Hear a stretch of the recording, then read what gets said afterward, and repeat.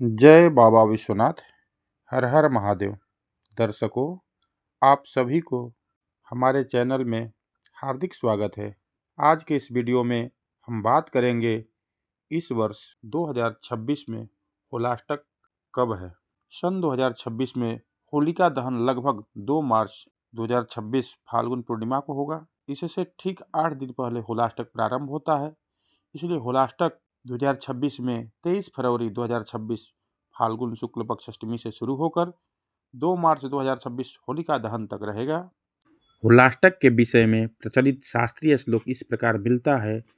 फाल्गुनस्य शीते पक्षे अष्टम्यां यावत् पूर्णिमा होलाष्टकं तु विज्ञेयं कर्मणां निषिद्धकम्। अर्थात फाल्गुन शुक्ल अष्टमी से पूर्णिमा तक के 8 दिन होलाष्टक कहलाते हैं, जिनमें शुभ कर्म नहीं करना चाहिए। एक अन्य प्रचलित मत भी है। श्लोक अष्टम्यां तु समारभ्य पूर्णिमान्तं विशेषतः न कार्यमंगलम किश्चित होलिका दहनम बिना। अष्टमी से पूर्णिमा तक कोई भी मांगलिक कार्य नहीं करना चाहिए, केवल होलिका दहन ही किया जाता है। यह उल्लेख विभिन्न धर्म सिंधु, निर्णय सिंधु आदि धर्म ग्रंथों में मिलता है। होलाष्टक क्या है? होलिका दहन से पहले के 8 दिन अष्टमी से पूर्णिमा तक को होलाष्टक कहते हैं। होल यानी होली, अष्टक यानी 8 दिन। यह समय ज्योतिष और धार्मिक दृष्टि से उग्र ग्रहों के प्रभाव वाला काल माना जाता है। होलाष्टक क्यों मनाया जाता है? होलाष्टक की कथा मुख्य रूप से नारद पुराण और भविष्य पुराण में भी मिलती है। पौराणिक कथा है, जब राजा हिरण्यकश्यप ने अपने पुत्र प्रहलाद को भगवान विष्णु की भक्ति छोड़ने के लिए बहुत कष्ट दिए, तो फाल्गुन शुक्ल पक्ष अष्टमी से पूर्णिमा तक लगातार अत्याचार किए गए। इस काल में अंततः होलिका दहन हुआ और प्रहलाद की रक्षा हुई।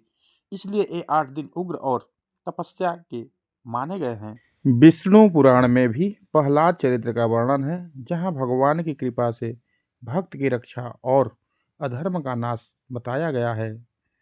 श्लोक नारायण पराः सर्वे न कुतश्चन विभस्यति स्वर्गापवर्ग नरके स्वपि तुल्यार्थम दर्शिनः।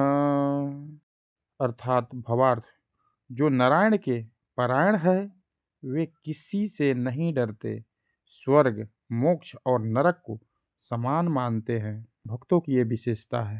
होलाष्टक के क्या फल होते हैं? शुभ कार्य वर्जित माने जाते हैं। विवाह, गृह प्रवेश, मुंडन, नया व्यापार आदि कार्य नहीं किए जाते हैं। पूजा पाठ करने से विशेष फल है। जो व्यक्ति इन दिनों में भक्ति, जप, दान, व्रत करता है, उसे पापों से मुक्ति और आध्यात्मिक उन्नति मिलती है। नकारात्मक ऊर्जा, शांति। होलाष्टक में संयम रखने से ग्रह दोष कम होते हैं। होलाष्टक में क्या करना चाहिए? होलाष्टक में भगवान विष्णु और श्री कृष्ण की पूजा करनी चाहिए। ओम नमो भगवते वासुदेवाय मंत्र का अधिक से अधिक जप करना चाहिए। दान, पुण्य, अन्न दान, वस्त्र दान, गुड़ दान, चना दान इत्यादि करना चाहिए। सत्संग, कथा श्रवण करना चाहिए। क्रोध और विवाद से बचना चाहिए। होलाष्टक में क्या नहीं करना चाहिए, इस विषय में भी विवाह संस्कार, गृह प्रवेश, नया व्यापार आरंभ इत्यादि बड़े बड़े मांगलिक कार्य नहीं करना चाहिए। हालांकि कुछ प्रदेशों में होलाष्टक का प्रभाव नहीं माना जाता है, जैसे महाराष्ट्र और दक्षिण भारत के कुछ भागों में। और कुछ विद्वानों का भी मत है कि होलाष्टक को नहीं मानते हैं। ज्योतिषीय कारण है कि ज्योतिष मान्यता के अनुसार इन 8 दिनों में ग्रह उग्र अवस्था में रहते हैं, इसलिए शुभ कार्य टालने की परंपरा बनी हुई है। होलाष्टक कोई अशुभ पर्व नहीं है, बल्कि यह संयम और साधना का समय है।